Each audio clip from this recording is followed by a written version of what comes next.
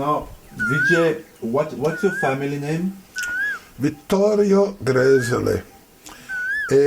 I hated this name because it was set by my Italian grandmother. From my father's side, we're from Hungary.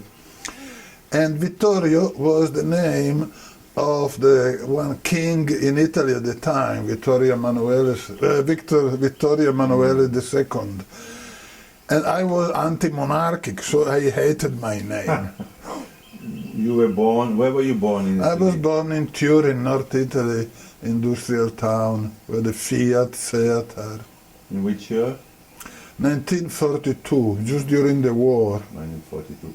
Now, when we came in the caravan in 1969, I remember you were there. You were actually one of the first Auroville. Yes, I arrived in the ashram in 1967, and during the day of the inauguration of Auroville, I couldn't come because I was working in the ashram dining room. And then I joined Auroville in 69. How did you land up in India in the first time? Well, that is a very long story. How much time do you have? Whatever time you have. Okay. You had a normal childhood? No, not at all. Not happy? Well, my first childhood memories is that I was in the kindergarten and I was looking to these little bodies running, crying, playing, doing things. And I was asking myself, I was telling myself, this is not my place. I don't belong here. I want to go back where I came from, but I didn't know where I came from. How old were you? 4 or 5, something like this. Later, my parents told me that when I was a child, I was always trying to open every door I saw, even the door of a cupboard of a bathroom. It was like trying a door to another world, the door to India, no? So I was not talking, I was not speaking, I was not playing, I was sitting there looking. So they thought actually I was mentally retarded. You had brothers and sisters? No, I was the only son. And I was studying by myself Martin Heidegger's Sein und Zeit, Time and Being, Philosophy, Psychology, at 11, 12 years old, like comics, no? So I was not mentally retarded. Then I was seeing things, no? I was seeing the subtle face of people. Really? Yes. Really? Yeah, I've always been a bit psychic. So sometimes I'll tell somebody, oh, today you have a much nicer face. So they thought I was crazy also, besides mentally retarded. But the main thing is that I could not live without a meaning for my life. No? I was looking at the world and say, but people, they seem that the aim of life for them is to get an education, get a job, have some fun, have some family, grow old and die.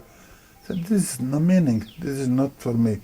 I needed desperately a meaning, for an aim for my life. You didn't have friends, you didn't play games, you didn't have girlfriends? No, I was very introverted, isolated. I had always all the children taking my thing, beating me up, chasing me, making fun of me. My grandfather escaped from Hungary because he was a revolutionary, must have been in the blood. He escaped to Brazil, and they started demonstrations, strikes, and he had to escape to Italy. So my father already was born in Italy and was not told Hungarian because grandfather wanted that we became Italian.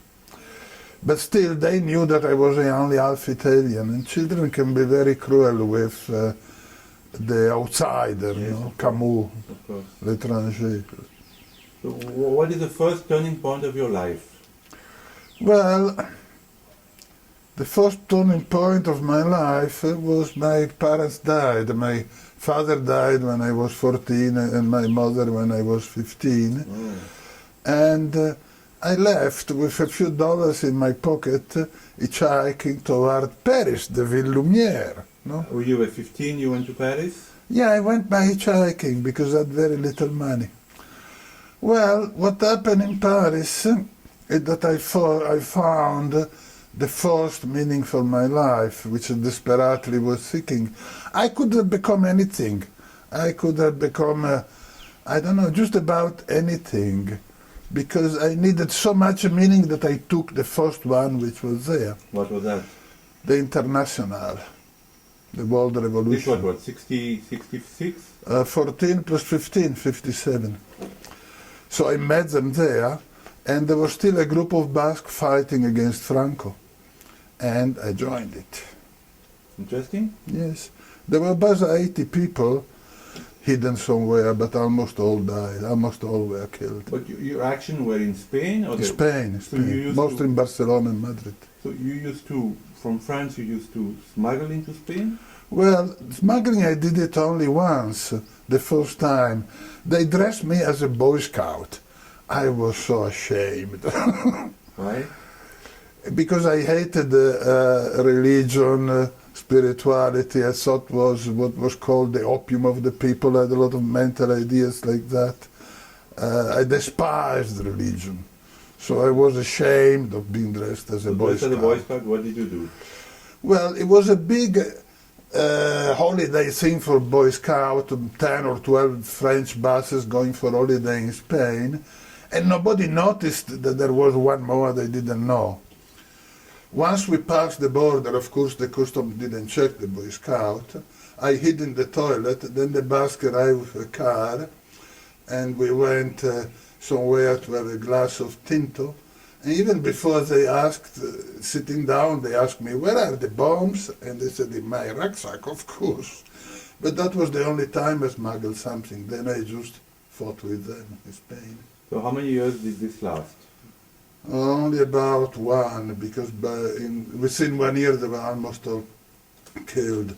But also in the meantime I discovered that our leaders was not for love for humanity that they did this, was for ego, violence, power. That was my first big disappointment. Right. So what did you do after that? Well, I still needed a meaning for my life, and at the time I began the Flower Children, Yes. changing the world, not with bombs and machine guns, but with flower and songs. We are so naive. But the beginning was wonderful, the real beginning. It was like having a family wherever you went, no? You could go to any major town, Amsterdam, Hamburg, wherever. You went to the main railway station, you would find somebody with long hair, and there were crash paths, and there was so much sharing, no? Not only food and a bit of grass, but the same blanket on a cold night.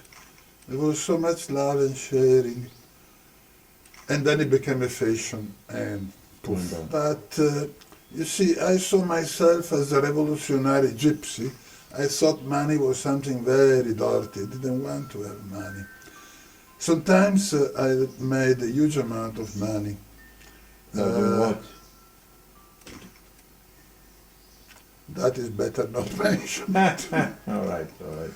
But we can mention one. For a while I was a professional poker player. But I gave it away. I gave it to the cause, I gave it to friends. But for 10 years I traveled before coming to India. From Okay, so this 57. 10 years you traveled as a gypsy I without was on the any road. money? I traveled a little bit everywhere. Of course, I didn't want to take a plane even if I had money, so I could only travel where I could hitchhike. At the time, before I found spirituality, I associated spirituality with religion. I associated religion with the Catholic Church, and I associated the Catholic Church with fascism, capitalism, oppression. Right. So I despised India as something spiritual. Right. I had a block against religion and spirituality. I understand. It's like if I had different aspects of myself, there were many different Vijays. The first one was the revolutionary, and when I realized that was complete nonsense, the first communist country I went, Yugoslavia, I gave up on the left wing. So the revolutionary died. Then I became a flower child, and when it became a fashion and went all downhill, that part of me died. Then I passed a period of negativity in which I was living a bad life. No? If I couldn't find any drugs, I would get drunk. I was destroying myself. I couldn't find the meaning for my life, so I didn't really want to leave. And then somebody gave me a book, and was the second book of the commentaries on living by Krishnamurti. If I received this book before, I would not have had any effect. But when I was so desperate to come out of my situation, I read this book, and I told myself, but this is obvious. What's the point of writing it? I always somehow knew all this, no? I didn't think about it any longer.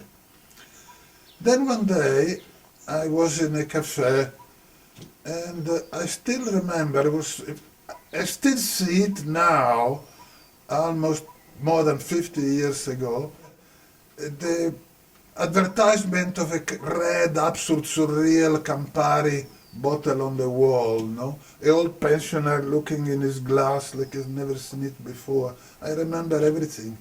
And I had this thought, oh, if this book said the truth, then all my life must change. So I became a vegetarian and stopped taking drugs, drinking, smoking. I did what the book said. The book also said to give up sex, but that I could not manage. At the time, especially in Italy, there were not many books about spirituality. But nothing was changing, no? I was no longer violent outside, but I still had violent thoughts. So I thought, well, I must go to India, find my guru, find my teacher, no? But somehow there was a resistance me, I kept postponing. I thought, oh, in Europe I can live without money, but in India I must have some money.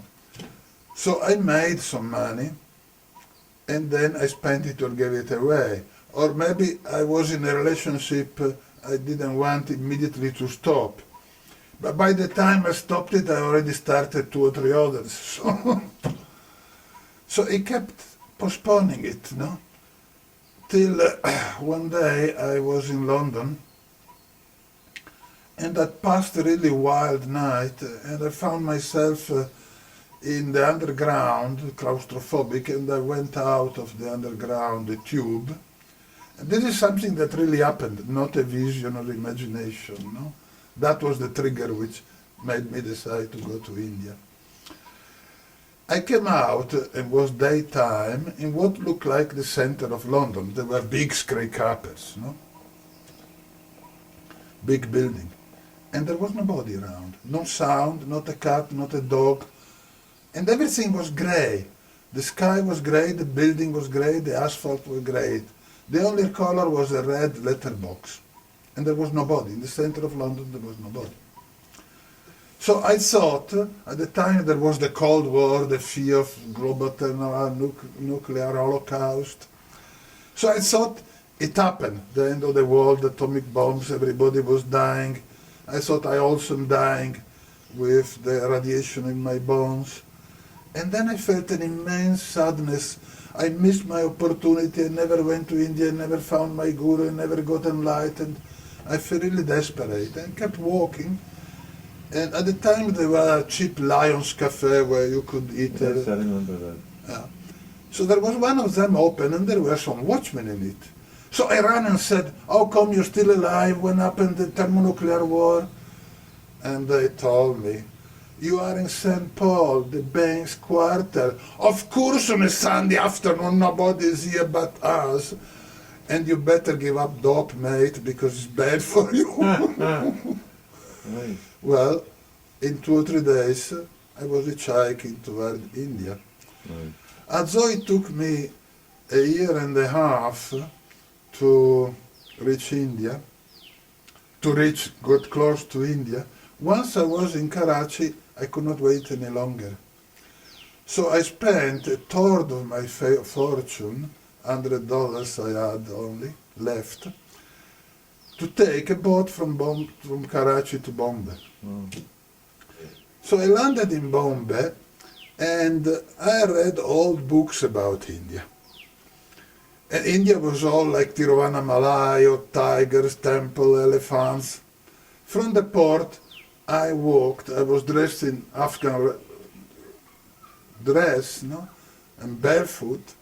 In the center of Bond is already very westernized. Yes, in those So I days. was shocked. I said, India? This is like a lower version of Marseille. So I was asking people in the street, but where are the gurus? Where are the ashrams? No? And maybe they smiled a little bit, but they understood. They told me where they were. Nice, nice. So I went to the one that they told me was the closest one. And that was Dilip Kumar Roy in the city of Pune. I went there, and Dilip Kumar Roy was not there. He was a famous bhajan singer, bhakti, no, devotional song singer, famous all over India. He had been a disciple of Sri Aurobindo for 10 years. But then when Sri Aurobindo left, he didn't accept Mother, the idiot. So he also wanted to be his own guru. So he went. Aurobindo loved him very much. Well, I didn't. And Sri Aurobindo is better at loving than me. And then he arrived. And that was an incredible disappointment. Because I was expecting somebody like Ramana Maharshi, an ascetic, looking wise. Dilip Kumar Roy looked like, in the street you would never notice, looked like anyone else. Looked like an old fat lady, It was quite fat and short. And he received me in the office with a paper pin, stamp, letter. And the other wall full of Coca-Cola cases. He liked Coca-Cola. He liked So it was a shock. Then there were the bhajans in the evening. There he was transformed. He called to Krishna, he tears a cry, Krishna, come to me, Translated, it was, I didn't like it, it was a little bit too syrupy. His songs were like, oh, Krishna is begging in the street, but he's not begging for money, he's begging for love, give me your love. I was not a bhakti. So you left. All his disciples were crying. I was the only one who was not crying. So after a few days he told me, took me aside and told me, you are an intellectual being for no love for Krishna. Therefore your place is not here. Go to Sri Aurobindo ashram. That will be the place for somebody with your band of mind. So he had some wisdom after all. Yes, definitely, certainly. See, it was just my conditioning, my mental structures, mental fixed idea that the guru must be like this or like that. Certainly, for any bhakti, he was a great teacher. Right. But I was not a bhakti until I met Mother. You see, in the old mystery school, all ashrams, you were not just accepted, you had to be tested. They had to sleep in a tomb or walk through fire across a desert. Even today, in some Zen monastery in Japan, if you arrive, they send you away, you have to sit in front of the door 1, 2, 3 days before they test you, Now, Mother put somebody called Mavat Pandit in order to test the newcomers. Mavat Pandit was somebody with an incredible knowledge, He knew all about Sanskrit, Tantra, he wrote many books. He had incredible knowledge. But as a human being, he was judging people on 3 factors. One, and the first and most important one, was how much money you had. I had about $60 left. He didn't like that. He had a very poor opinion of poverty. The second thing was how people were dressed. And I was in rags. And I was barefoot. When he discovered, looked and said I was barefoot, he said, we are not animals. We must wear shoes. And I told him, Swami Ramdas in his Carnet of Pèlerinage, I read that book in French, Carnet de Pèlerinage, or Carnet de Mon Pèlerinage. He never wore shoes. And he said, Swami Ramdas, those were other times. So I was everything that he hated and didn't want. On top of it, he thought I was a junkie. But since I came to India, it didn't give me anything. I never smoked again. At the beginning, when somebody passed the joint, I tried, no, this is no longer for me. But they thought I was still into drug. So I was really the opposite. He could not tell me no. For 10 or 15 minutes he was looking at me, writing something on paper, looking at me. I was sitting there, waiting. And after that he let me in. So I went in the cheapest ashram place, which was Park Guest House. At the time it was called Park Asharbon. Yeah. And I was outraged because it seemed to me a huge amount of money. At the time in Arab countries you could live with much less. So I said 4 rupees a day. These very rigid intellectual ideas, no? And one of them was that the real guru must be Indian, no? Right. So I was only interested in Sri Aurobindo. I said, put that woman born in Paris, Turkish father, Egyptian mother, I'm not interested. So the first month or two, I was only reading Sri Aurobindo books in the Assam library because I didn't have enough money to buy them, and sitting in the samadhi. I was not doing almost anything else. What did you feel in the samadhi? First time you went there? That I doubt very much it can be put into words. Right. I certainly got very confused. If when I was the samadhi, I was not really there. Somebody else was there. And when I went out to the samadhi, the bridge was lost. It's very difficult to explain. Interesting. Wonder and mystery, feelings.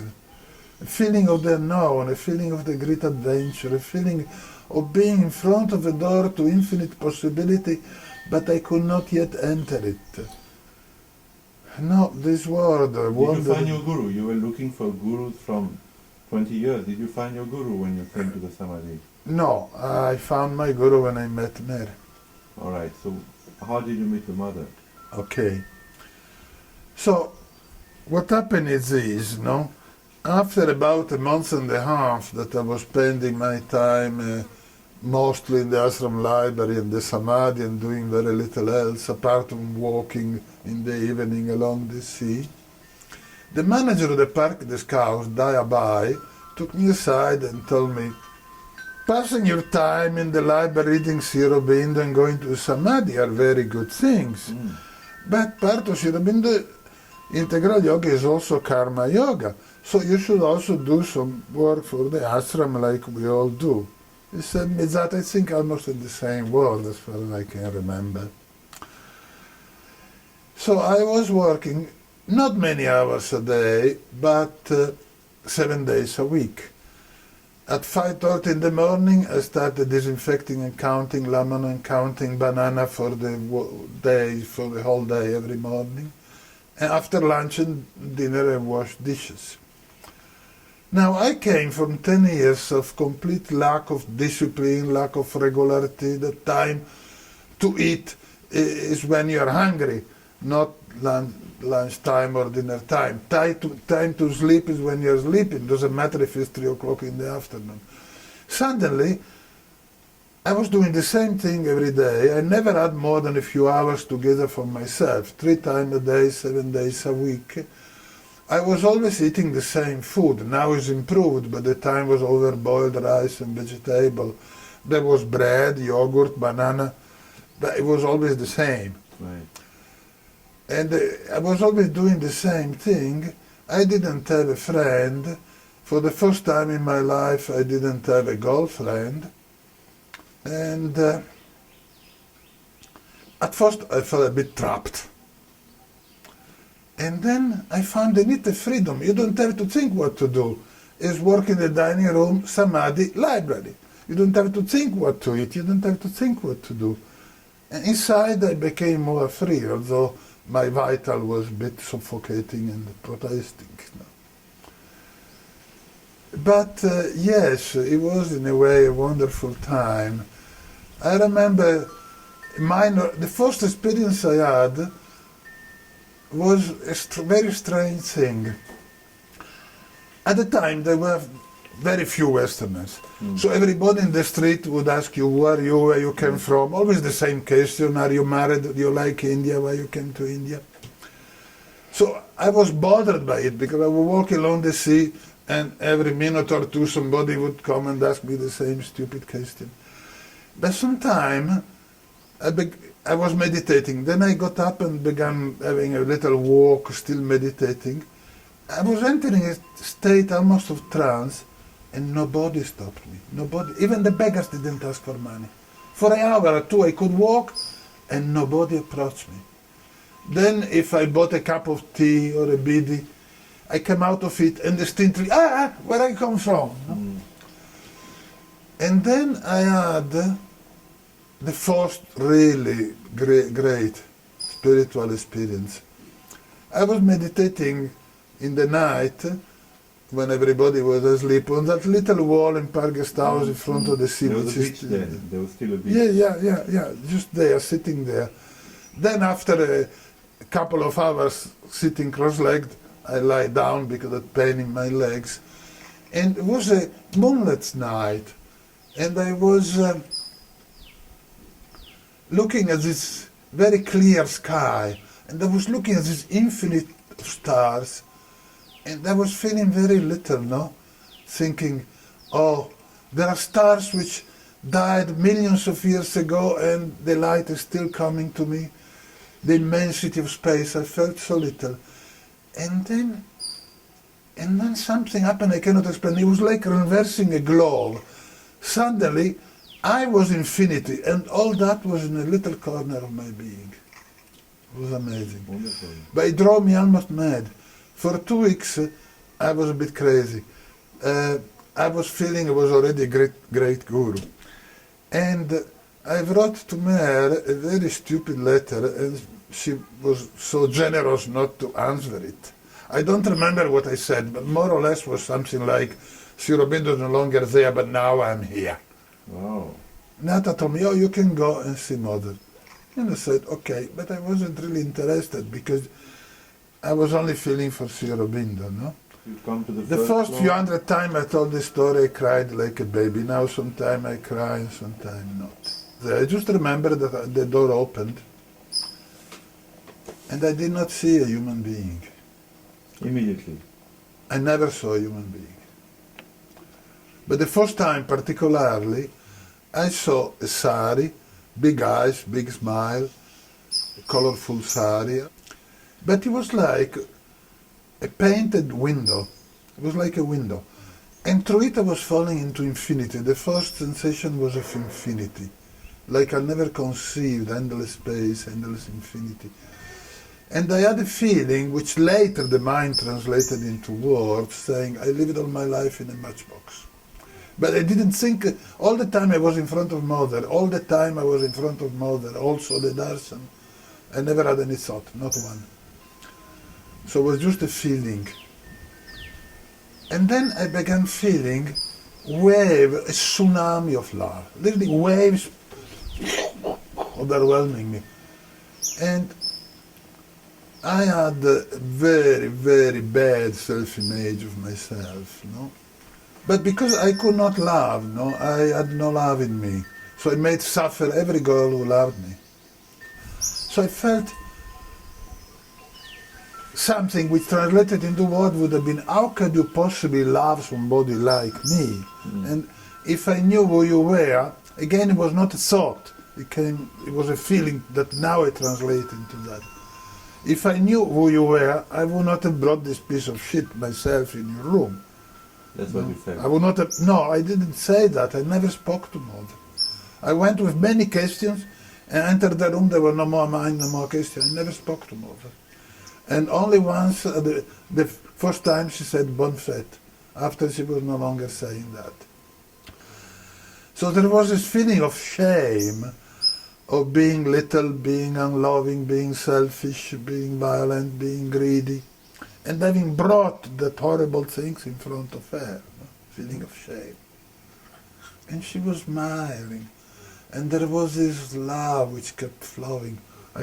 Part of me couldn't believe this thing could exist in my mind, but I was feeling it, I was experiencing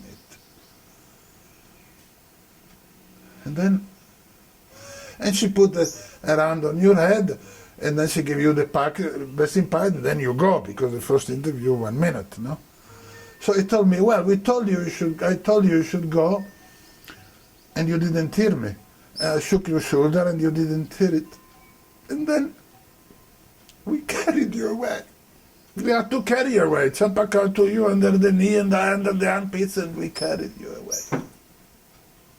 I must have been there certainly much longer than 1 minute, because it lasted a long time. Subjective long time, but I don't know how much time passed from the watch. It was like eternity. Yes. It's like in some meditation, you think you've been there all day, then you look and it's passed only 15 minutes on the watch.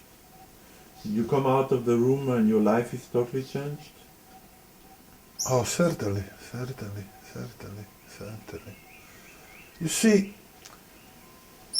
when I left Italy 15 years old, it's a bit like the child in me. Well, I've never been a child, really. But the part of me identified with Italian culture or whatever died. And then I became a revolutionary, and when I stopped, it's like that part died, like I became the man was a flower child, also died when it turned out to be a disappointment. Then I passed these 2 or 3 years that I was living a bad life, destroying myself, and that also died when I found spirituality. And then I was very arrogant. I thought, because I just read a few books about yoga and also meditation, that I was already a great yogi. When I met Mary, I realized I was nothing. So that part also died. So then what was left? Another time, I went to see Richard. Mother used to give Indian name to Westerners and Western name to Indians to join East and West. So Richard was a Bengali, very beautiful Bengali. Look a bit like a younger Bihar, you know. Also long hair, big eyes. So he was the ashram gardener, where the flower for the samadhi came. So I went to Richard and said, I'm going to see Mother. I want your best rose. And Richard told me, I'm busy, I'm in a hurry, I must go, you know where they are, go and take what you want, don't bother me, and he left. But he didn't leave me the sécateur, no? So I found what I thought was the best rose, red and pink, and I broke it off. But he had big, strong thorns, and I didn't have scissors or knife, nothing to cut them with. So what I'd done, I had very little money, that I'd made a little temple with just the old crate somebody left around, photo of Mother and incense holder, incense sticks, and spent some of my little money to buy a square meter of green raw silk, very expensive, to cover that crate. I tore a strip of that green silk, wrapped around the stem of the rose, and made 2 nice knots, one on top and one on the bottom, so that it wouldn't get undone and the thorns wouldn't prick my hands. When she saw that, that was my second longest interview with her, because she laughed and laughed for what looked like a long time. Again, maybe subjective, but it looked like a long... I remember she was laughing and laughing and laughing. Then she brought that near to her eyes, because already she was seeing more with the third eye, not so much with the physical eyes. And it took her a long time to undo the knots, because I made very strong knots. And then she rolled it in a nice roll and gave it to me. Now, at the time, I was living with Johnny in Fertile, because here there was nothing. I had just a little hut. The time cost me 200 rupees, and there was no road, there was no house, there was no water, there was not a blade of grass, not a tree, there was only that little hut. So I couldn't keep anything on it, because of course it'll get stolen every time I left. I kept my thing at Johnny's place. Johnny had a son called Jonas, and he played with my things, and he took it and lost it. And one of my greatest achievements of my life was that I managed not to kill him. Because you love that piece of... Of course. So that is gone. and the white ants ate some of all the blessing packets that Mother gave me in the course of time. So today we see this marvelous forest, but when you came there was nothing. There was not a blade of grass, not a bird, not an insect, not a snake, not an ant. There was absolutely nothing. Wow. The monsoon had washed away all the topsoil, and that red laterite, now sand and clay, many places had been burnt almost black by the sun. There was a lot of erosion. What made you come here to Fertile? Well, okay, there's also a bit of a long story.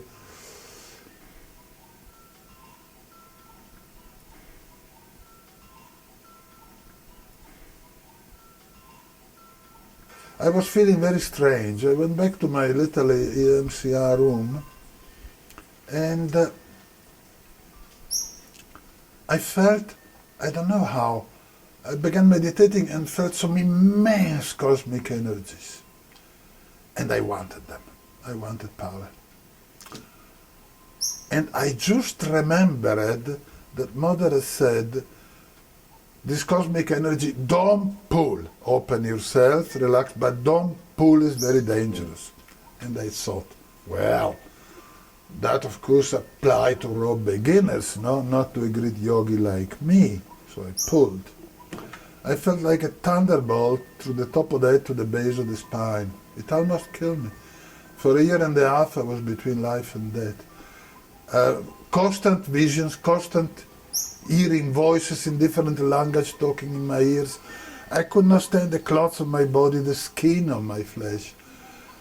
I couldn't stand the slightest noise, a dog barking, a klaxon, like somebody hitting me on the head with a stick. Mm-hmm.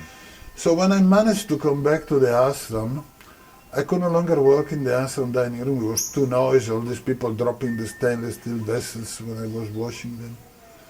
So I wrote to Mother and said, I need to work in the ashram garden, I need to work in a quiet place, no explaining. So in the morning I told Nat about what happened, no? And he always went to see Mother at 3 o'clock every day. He went to Mother at 3 o'clock in the afternoon. And at 3:30 in the afternoon, suddenly the pain was still there. When Nata told Mother, she sent her grace. And she sent her energy or power. And suddenly the pain was there, the hallucination, the visions. But somehow it didn't matter. There was some joy, some gratitude, some surrender. There was a feeling, okay, whatever happens doesn't matter. I will always be in your arms. Forever safe in your arms, I will always be. That sentence kept coming, no? And it lasted about 2 weeks, then I lost it. Anyhow, after a few days only, I brought to Mother saying I could no longer work in the dining room, I needed to work in the ashram garden. So Nata said that she told him that I didn't write anything, but just said, okay, tell the ashram department head of the gardens that he can go and choose the one he wants. The last one I visited was our orchard. At the time, there was Mercier, a Frenchman, protecting it. Remember him. And so I was happy working there. Nice man, no? Very nice man. Yes. I was happy working there. I was working there, meditating, reading Mother Sriaurobindo books, doing almost nothing else. So you used to drive from the ashram every day? No. I moved to Hope. Oh, you moved to Hope. I moved to That's Hope. where I saw you the first time. Yes, Right. I moved to Hope. You, Boris, who was there? Well, I was the first who arrived. Then arrived Bernard Borg and Claude, but they soon left. Oh, they were in Yes, in the yes. beginning. Then came Amrit, the Japanese. Japanese Amrit. Yes. Wow, I didn't know that. And then came Boris, and then Denis Namas. Yes.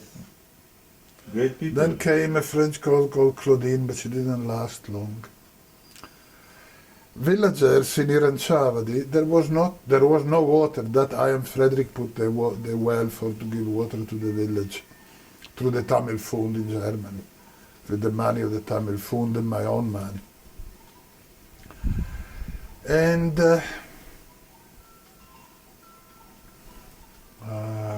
You moved to Auroville. Yeah, and the village had not a shop.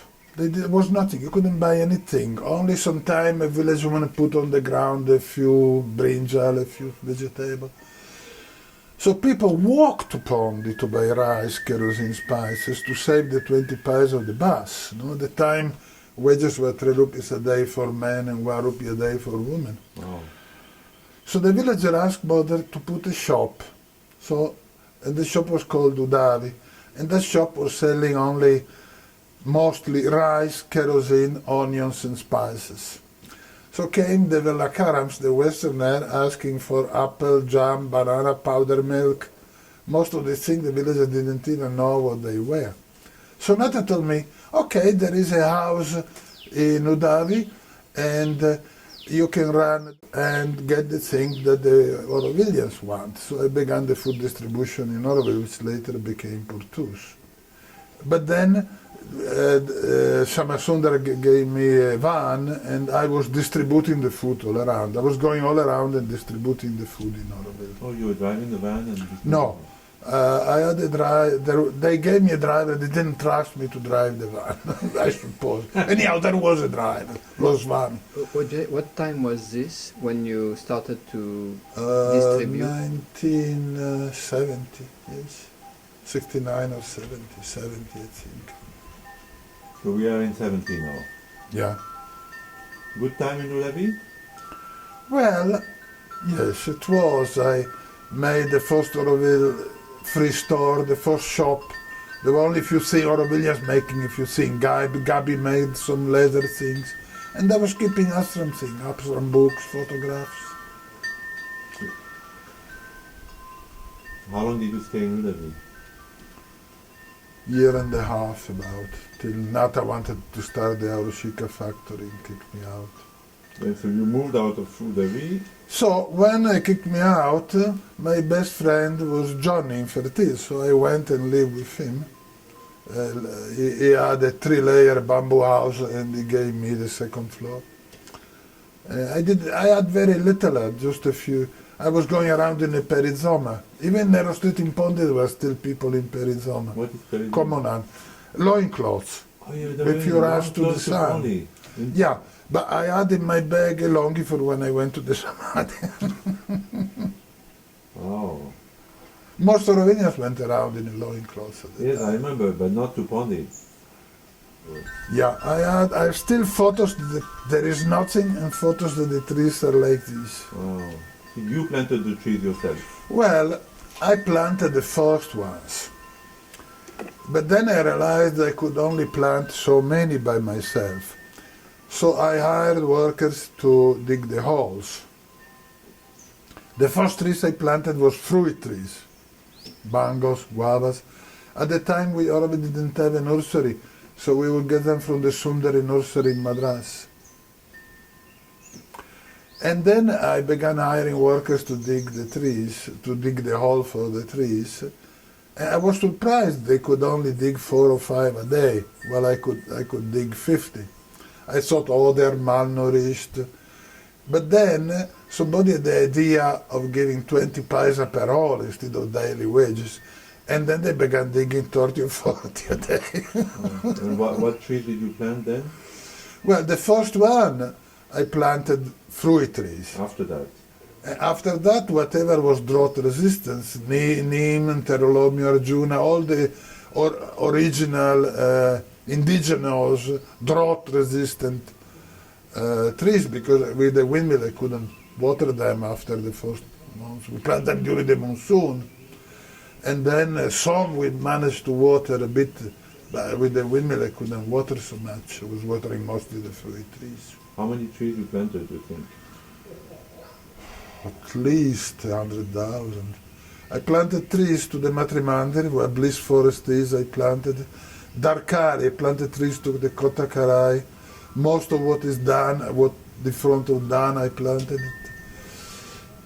And then as Auroville developed, people started living near the forest and wanted to look after it, and of course it was natural, and they could look after it better than me by living near to it. So 100,000 trees, you reckon? Probably more. I had, here was like a football field in which I put rectangles 1 meter by 3 of 500 plastic bag, 10 by 50. No?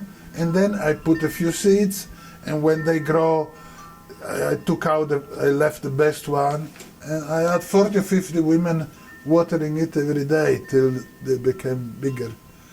And then I got the holes dug on contract work. But I would plant the trees myself. I take that plastic bag, with a razor blade, cut the bottom, the roots come out, and put it into the ground. Wonderful, wonderful. Yes. How does your life change after the mother's going away? November 73.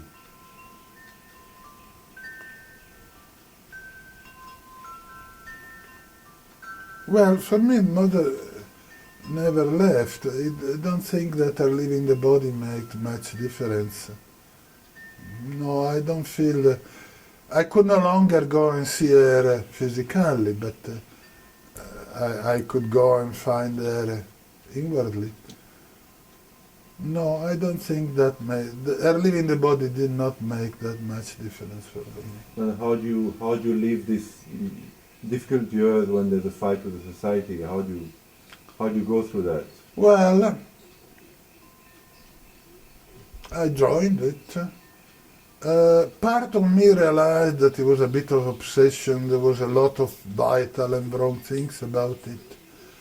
But somehow I felt that it had to be done. That although Aurovilians were far from perfect, the Sri Aurobindo Society, Navajata was definitely evil. You knew him personally? No. I met him when I had to ask to come to Auroville. He had to give permission. So I met him once or twice, and already I felt, oh my God. But the mother had trusted him. You see, it's a bit like she put Mavad Pandit in charge of receiving Westerners and testing them, especially Westerners. No? It was a test. It was a test. Yet, I don't think this can be explained with mental reasons, with rational explanations. No? Anyway, you joined the fight. You joined the fight. Well, I was not one of the most active ones, but when they really called a big meeting for something, I came. I was a bit on the fringe of it. My main interest was in planting trees. I didn't feel that was my job to join, to be more active in it. But to some extent I participated, feeling if this is what the collective is doing, I must not. I didn't want to be a neutral, okay? Right. And I didn't like Navajata or the Sri Aurobindo Society. I felt there was something really evil at the base of it. Not in all, and there were some people in the Sri Aurobindo Society who were good people. Absolutely. But I never felt that it's good to be neutral. One must choose sides. Yes. No? Yes. And between the two evils, I thought the Sri Aurobindo Society and Navajata were definitely the worst. Today, the Auroville that you see today, are you dismayed? Do you feel, can you connect to that Auroville today? Oh. You have lived, the first year, in Auroville you hardly hear anybody talking about the supramental like we do now. I never talked about the supramental. I felt that is something to do with things that you cannot talk about. But I mean, after all, what can you say that Mother Sri Aurobindo have not already said? You can only repeat what they said. Right, but what I'm saying that in Aspiration, for instance, everybody was talking about the supramental. In the Green Belt, everybody was talking from where you can get the cheap best compost in the village and contract for wages to dig the holes and things like that. Nobody was talking about the supramental. But where are all those Green Belters today? Many of them have gone, they've died. Namas have died, many have left. Yes. How do you feel about that? Some are still here. How many? I have no interest in counting them. I don't see the point in counting them. What I'm saying is that do you feel that the people that are today in Auroville are of the same stuff that your generation? Well, I might as well answer that when we start again. No? Right. Have your...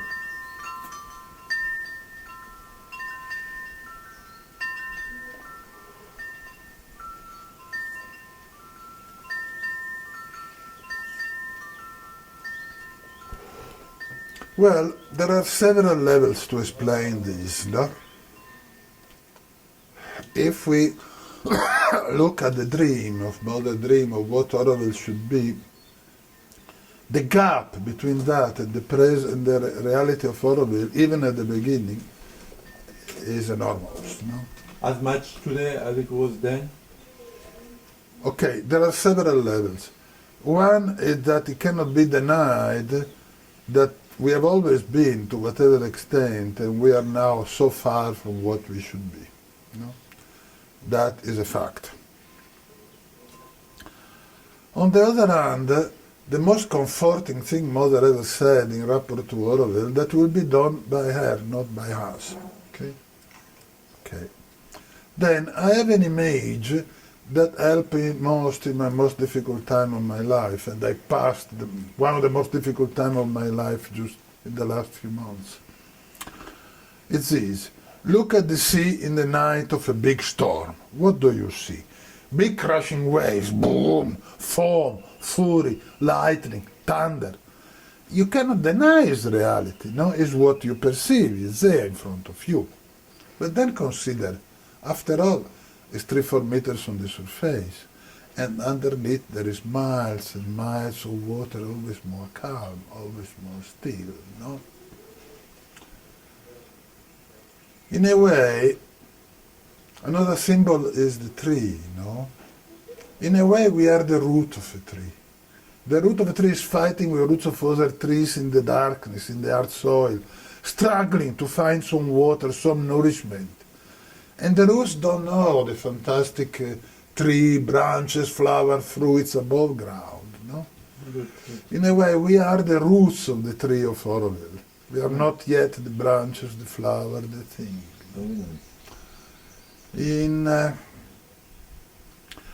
I particularly love the beginning of Auroville because there was this pioneer spirit, no? Going to Pondi for $2 was a big day, no? You wanted a banana, before I started Portus, you had to go to Pondi to buy a banana. You couldn't buy a banana in the village, no? And then you knew everybody because everybody was in the reforestation, apart few people in Promes, Piero and Gloria, what his name? I forgot that Indian guy, Indra, Papa and Pippi were in Promes, no? Bhagavan Das from there, Swatna for a while. But apart from those, you knew everybody. You could go in 3 o'clock at night to George and walk him up to smoke a bidi and talk a little bit, no? It was a feeling of eternity, no?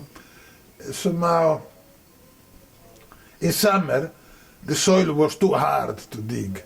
And it was practical to start the nursery only 2-3 months before the monsoon.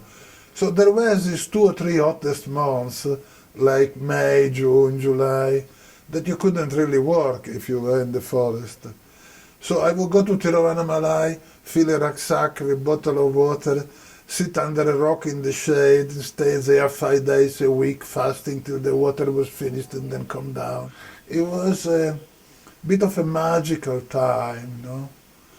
I don't know, to give you an example, I remember one evening at the beach with Johnny and Boris and these people from Kotakarai, and everybody had a different musical instrument. Some had the sitar, a guitar, some a drum, some a flute, and some were playing the Beatles and some classical Indian music and some something from Georges Brassens, and somehow it came into a symphony, you know. I remember at the time when I was in Op that a group of maybe a dozen people from Aspiration came. They'd never seen Hope or the Orchard. And I'm Boris and Namas, we talk a little bit. And then Not planned. Nobody said, let's say a minute of silence. Suddenly we all felt silent and we had a half an hour meditation in silence and then they left. Oh, beautiful. They were quite magical times, you know. You were in this land and there was only, I remember, for example, when they called us, it was really surreal.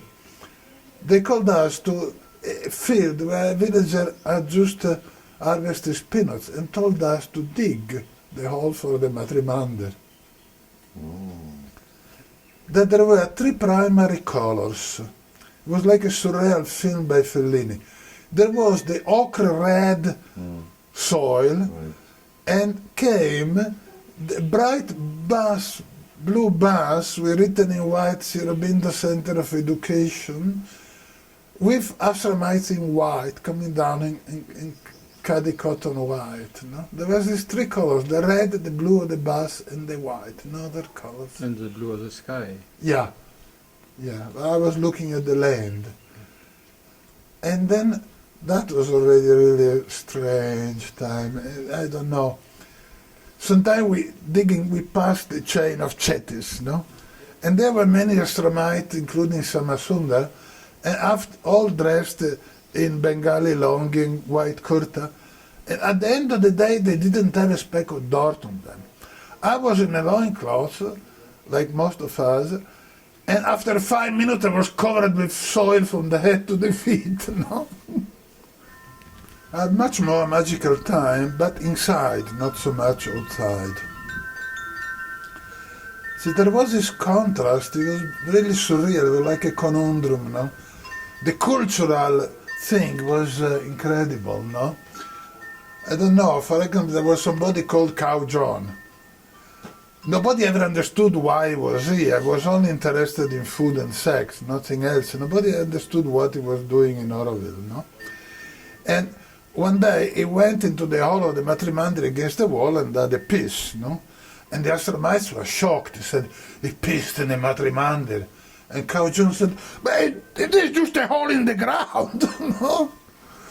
Then I remember one time there was Big Pete, Dutch, and Mali, the Mexican, which were playing a bit the tough guy, no? And I remember that there was some problem about the wheelbarrow, no?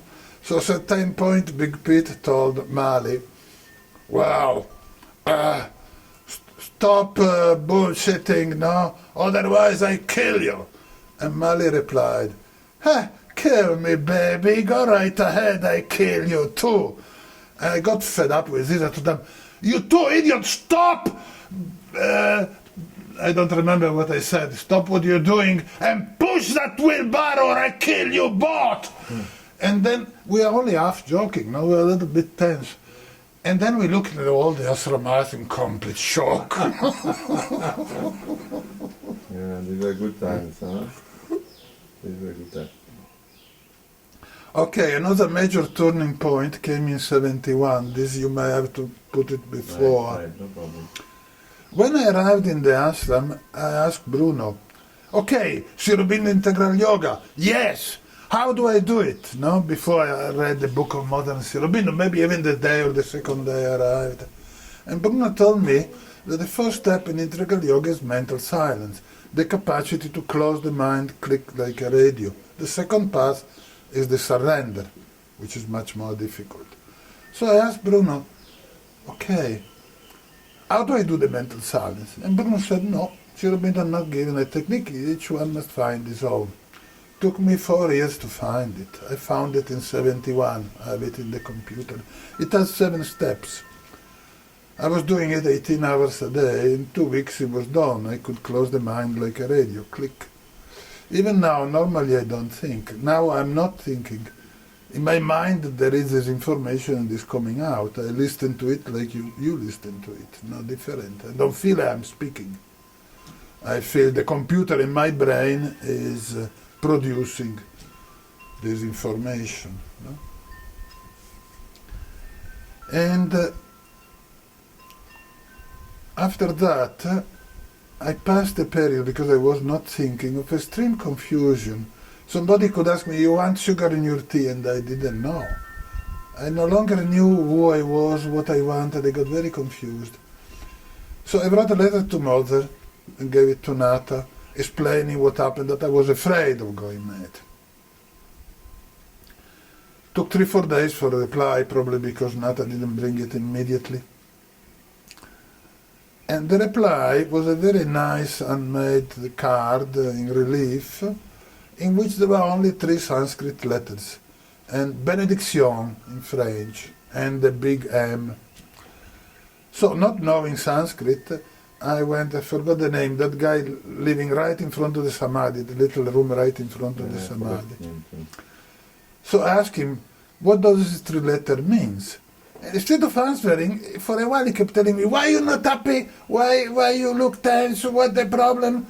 This 3-letter is Vijay. And I told him, well, what does Vijay means? And he said, it means victory. So I said, look, I don't understand. I brought to Mother, I don't know where I am, I get confused, I no longer know what to do. And the reply is victory, what it means. He said, this is a car name, this is your new name. So that was another major turning point. Well, today, what is the victory you feel you have achieved today? Dying to myself, dying to all I was, yet once more. A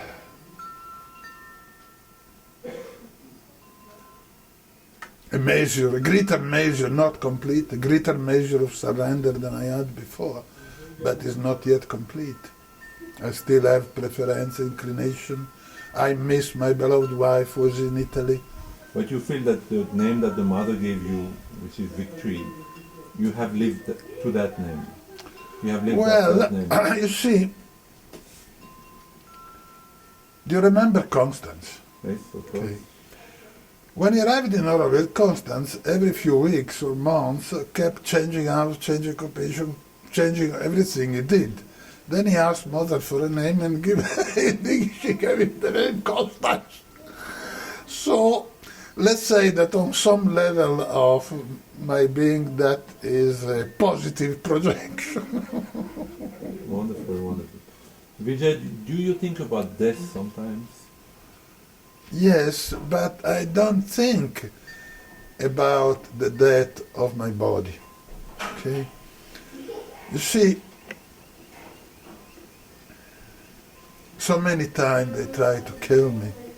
So many times I almost died in fighting, in car accident, with drugs, in many other ways. No? People were always trying to kill me. A few times I died and came back. Or at least they said I wasn't breathing or the heart wasn't beating. I'm not afraid of that. One of the last time I almost died was when I came to India. A car went off a ravine into a deep thing. And when the car went off the road, I remember that I had just one thought, but very calm, very indifferent. Is this that for me? Like saying, maybe tomorrow will rain or not, no? And then they took me out of the car, and the other 3 people were in pieces, and they didn't even have a broken bone. A pilgrim bus stopped, and the mullah kept, I knew a bit Farsi at the time, which now I forgot, he kept saying, how is possible that Allah the Compassionate save the foreigner, no, unfaithful, cheese minaret, and let the Muslim die? No? You see, our culture tells us that we are living beings which go toward death through the aging of the body, if not illness or accident or violence. But changing the body, is like changing your clothes, your motorbike, your house. The real death is each moment that you live without wonder, without seeing that this is the divine smiling to you through the flowers, without love, without joy, without this. Every moment you live without Mother in your heart, no? The real death is not what happened to your body. The real death is each moment of fear, of anger, of ignorance, of resistance, of jealousy, of attachment, of desire, And, well, let us say that I've less than those things than before, progressively, no? That is the real death, no? And then in the course of time I remembered some of my past lives, and the interesting thing that I was told some of the same one in details by the greatest Nadi reader in Bangalore, Murthy, and by Jean, who lived, that English lady who lived in Jaima, no? She said exactly the same life, but with a lot of details, no? So statistically, 3 times, several lives with the same details is more unlikely than winning the national lottery, no? So I know that reincarnation is true and that I will never lived, but the great liberation is not for you, the great liberation is from you, it's not for the self, it's from the self. In a way, in order to live, you must die. Not physically, but die to your ego, die to your attachment, to your self-image, to your past personalities. No? I've already died many times to that, so once more doesn't frighten me. Thank you so much. Doesn't bother me. Thank you so much. Wonderful interview. Would you like to add something? There's something you would like to say? Yes.